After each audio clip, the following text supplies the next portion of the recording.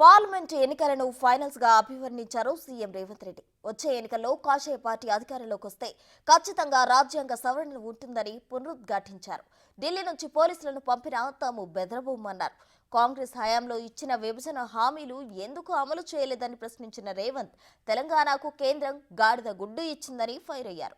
రాముడితో రాజకీయాలు చేసే దుస్థితికి బీజేపీ చేరుకుందని ఎద్దేవా చేశారు రేవంత్ రెడ్డి. వచ్చిన ఫలితాలు సెమీఫైనల్స్ మాత్రమే. సెమీఫైనల్స్ లో చంద్రశేఖరరావును చిత్తుగా ఓడించి ఇందిరమ్మ రాజ్యాన్ని తెచ్చినందుకు మిమ్మల్ని అభినందిస్తున్నా. మరి ఇవాళ మిమ్మల్ని అడుగుతున్న మిత్రులారా, సెమీఫైనల్స్ లో చంద్రశేఖరరావును చిత్తుగా ఓడించిన మీరు ఇవాళ ఫైనల్స్ కు వచ్చినాం. ఈ ఫైనల్స్ లో ఈ తెలంగాణ పౌరుషాన్ని గుజరాత్ కు తెలిసే విధంగా బీజేపీ వాళ్ళు సూరత్ కు పారిపోయే విధంగా ఇవాళ తీర్పు ఇవ్వాల్సిన అవసరం ఉన్నది. ఈ ఫైనల్స్ లో బీజేపీ నరేంద్ర మోడీని ఓడించాల్సిన బాధ్యత ప్రతి ఒక్క కాంగ్రెస్ పార్టీ కార్యకర్త మీద, 4 కోట్ల తెలంగాణ ప్రజల మీద ఉన్నది. 60 ఏళ్ల తెలంగాణ ఆకాంక్ష, 1200 మంది తెలంగాణ బిడ్డల ఆత్మ బలిదానాలను అవమానించే విధంగా పార్లమెంటులో మాట్లాడిండు. నేను ఇవాళ అడుగుతున్న బండి సంజయ్ని, గతంలో నువ్వే ఎంపీగా ఉన్నావు కదా, నరేంద్ర మోడీ గారి మాటలు మాట్లాడినప్పుడు నువ్వు పార్లమెంటులోనే ఉన్నావు కదా, తెలంగాణ తల్లిని అవమానిస్తుంటే, తెలంగాణ రాష్ట్ర ఏర్పాటు ప్రక్రియను తప్పుపడుతుంటే ఎందుకు మౌనంగా ఉన్నావు బండి సంజయ్? తెలంగాణను అవమానించినందుకు ఇవాళ నీకు కరీంనగర్లో ఓట్లు వేయాలనా? ఇవాళ ఈ తెలంగాణ రాష్ట్రానికి నరేంద్ర మోడీ ప్రధానమంత్రిగా 10 ఏళ్ళు, పార్లమెంటు సభ్యుడిగా 5 ఏళ్ళు నువ్వేం తీసుకొచ్చినావో ఈ ప్రజలకు సమాధానం చెప్పు. ఆనాడు అయ్యో పాపం పేదోళ్ళ బిడ్డ గుండో అరగుండో ఏదో ఒక గుండు గెలవని కదా అని ఈ తెలంగాణ ప్రజలు నీకు ఓటేసిండ్రు. మరి 5 ఏళ్లల్లా నిజామాబాద్లో గుండు కానీ, కరీంనగర్లో ఉన్న అరగుండు కానీ ఇవాళ తెలంగాణ రాష్ట్రానికి ఇచ్చింది లేదు, తెలంగాణ రాష్ట్రానికి తెచ్చింది లేదు. నరేంద్ర మోడీ గారు జాతీయ ప్రాజెక్ట్ ఇవ్వలేదు, నరేంద్ర మోడీ గారు ఐటీఐఆర్ కారిడార్ ఇవ్వలేదు. ఈ తెలంగాణ రాష్ట్రానికి నరేంద్ర మోడీ భారతీయ జనతా పార్టీ ఇచ్చింది ఏంటంటే గాడిద గుడ్డి ఇచ్చిండ్రు. ఇగో ఈ గాడిద గుడ్డే 10 ఏళ్ల తెలంగాణ రాష్ట్రానికి నరేంద్ర మోడీ ఇచ్చిండ్రు. నేను ఇవాళ అడుగుతున్నా, మా సీనన్నని ఇట్లే పట్టుకోమంటున్నా, దీన్ని మాట్లాడినంతసేపు పట్టుకొని పేద ప్రజలకు తెలంగాణ సమాజానికి చూపించు.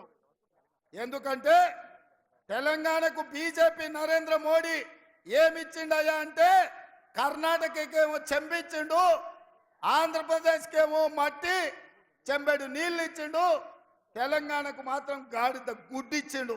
ఈ గాడిద గుడ్డిచ్చినందుకు గుండు అరగుండుకు ఓటేయాలనా నేను అడుగుతున్నా. అక్కడ అయోధ్యలో రాముడు కళ్యాణం జరగకంటే ముందే 15 రోజుల ముందే అక్షింతలు ఊరూరా ఇంటింటికి ఇక్కడ బియ్యంలో పసుపు కలిపి అవి ఇంటింటికి పంపించిందంటే హిందూ సాంప్రదాయాలను అవమానించి, హిందూ సాంప్రదాయాలను దెబ్బతీసే విధంగా కళ్యాణం జరగకుండానే అక్షింతలు పంచడం ద్వారా శ్రీరాముడిని అవమానించింది భారతీయ జనతా పార్టీ నాయకులు కాదా, బండి సంజయ్ కాదా అని నేను అడుగుతున్నా. ఈ దేశంలో ఉండే హిందువులు, హిందూ ఆచారాన్ని పాటించే పెద్దలందరూ ఆలోచన చేయండి.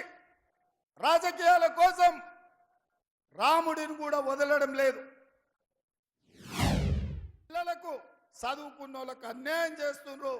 అందుకే మీరు ఈస్ బార్ 400 పార్ అంటున్నాడు. ఎందుకయ్యా అంటే 400 సీట్లు బీజేపీకి వస్తే రాజ్యాంగాన్ని సవరించే అవకాశం ఉంటుంది. 3 ఇంట్లో 2 వంతుల మెజారిటీ బీజేపీకి వస్తే ఎట్లయితే 370 ఆర్టికల్, ట్రిపుల్ తలాక్, సిటిజన్ అమెండ్మెంట్ యాక్ట్, అదేవిధంగా యూనిఫామ్ సివిల్ కోడ్, నోట్ల రద్దు, జీఎస్టీ, రైతు వ్యతిరేక నల్ల చట్టాలు ఎట్లయితే పార్లమెంటులో ఆమోదించిండ్రో ఈ ఎన్నికలు జరిగిన ఎంబడే బీజేపీ ఒకవేళ ప్రభుత్వంలోకి వస్తే ఎస్సీ ఎస్టీ బీసీ రిజర్వేషన్లు రద్దయితాయి మిత్రులారా. ఎందుకు బీజేపీ బీసీ జనాభాను లెక్కలు వేయొద్దు అంటుంది? నరేంద్ర మోడీ సమాధానం చెప్పాలి. నరేంద్ర మోడీ గారు ఇవాళ రేపో మన గడ్డ మీద కాలు పెడుతుండు. నరేంద్ర మోడీ ప్రధానమంత్రిగా భారతీయ జనతా పార్టీ రాజకీయ పార్టీగా ఎందుకు ఎస్సీ ఎస్టీ బీసీ రిజర్వేషన్లు రద్దు చేయాలనుకుంటున్నారు? ఈ దేశంలో మూలవాసులు వాళ్ళు. ఈ దేశం ఉన్నది, ఈ గడ్డ మీద పుట్టింది, ఈ గడ్డ మీద పెరిగింది. మూలవాసులైన దళితులు, గిరిజనులు, బలైన వర్గాల రిజర్వేషన్లను రద్దు చేసే హక్కు మీకెవరిచ్చిండ్రని నేను అడుగుతున్నా. అందుకే మిత్రులారా, బీజేపీ గెలిస్తే మన రిజర్వేషన్లు రద్దు అవుతాయి. అందుకే బీజేపీ ఓడిస్తే మన రిజర్వేషన్లు కొనసాగుతాయి. ఈ ఎన్నికల్లో ప్రజలు ఓడాలన్నా బీజేపీ ఓడాలన్నా మీరు ఒక్కసారి ఆలోచన చెయ్యండి. అందుకే ఈ వేదిక మీద నుంచి తెలంగాణ సమాజంలో ఉన్న 50 లక్షల నిరుద్యోగ యువకులకు, ముఖ్యంగా దళితులకు, గిరిజనులకు, బలైన వర్గాల బిడ్డలకు నేను విజ్ఞప్తి చేస్తున్నా. ప్రమాదం పొంచి ఉన్నది. ఎన్నికలైనంబడే నరేంద్ర మోడీ దళితులు, గిరిజనులు, బలైన వర్గాల మీద సర్జికల్ స్ట్రైక్ చేస్తాడు. మీ రిజర్వేషన్లు రద్దు చేస్తాడు. నేను ఎందుకు ఇంత గట్టిగా చెప్తున్నా అంటే, నరేంద్ర మోడీ, అమిత్ షా రిజర్వేషన్లు రద్దు చేస్తారని నేను 2-3 టీవీలలో మాట్లాడిన, 2-3 వేదికల మీద నుంచి చెప్పిన. ఎంబడే ఢిల్లీ నుంచి పోలీసులు వచ్చారు. నిన్నగాక మొన్న చంద్రశేఖరరావులు ఈపులు చింతపండు చేసి ఇవాళ మూల కూసబెట్టిండ్రు తెలంగాణ ప్రజలు. ఇవాళ చంద్రశేఖరరావు కేటీఆర్ అంటున్నాడు కారు ఖరాబ్ అయింది, షెడ్డుకు పోయింది, మళ్ళీ వస్తుందని. నేను చెప్పదలుచుకున్నా, మీకందరికీ తెలుసు కారు ఖరాబ్ అయి కార్ఖానకు పోయింది, ఇక అది బాగుపడదు, మళ్ళీ రాదు. జుమ్మెరాత్ బజార్లో తూకానికి తూకం వేసి అమ్మాల్సిందే. కారు గతి లేదు. ఇవాళ కారు లేదు కాబట్టి బస్ వేసుకొని బయలుదేరింది. నేను చూస్తాం ఏం చేస్తాడో కేసీఆర్ అని. ఏమి లేదా, మీరు బస్సు యాత్ర ఒక్కసారి చూడుండ్రి.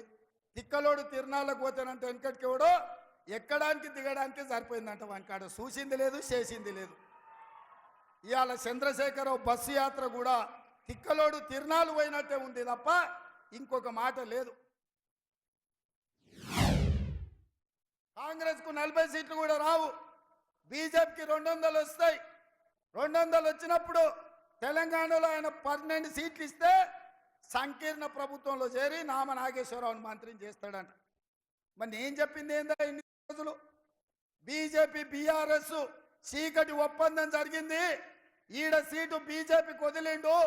అదే విధంగా మహబూబ్ నగర్, చేవెళ్ళ, మల్కాజ్గిరి, భువనగిరి, జహీరాబాద్, కరీంనగర్ లాంటి సీట్లు బీజేపీ వాళ్లకు అంతర్గతంగా చీకటి ఒప్పందంతో గెలిపించాలి. ఇంకొన్ని సీట్లల్లా ఖమ్మము, నల్గొండ లాంటి సీట్లల్లా, మెదక్ లాంటి సీట్లల్లా బీజేపీ వాళ్ళు బీఆర్ఎస్ను గెలిపించాలి, కాంగ్రెస్ను ఓడించాలి అని కుట్ర చేస్తున్నారు.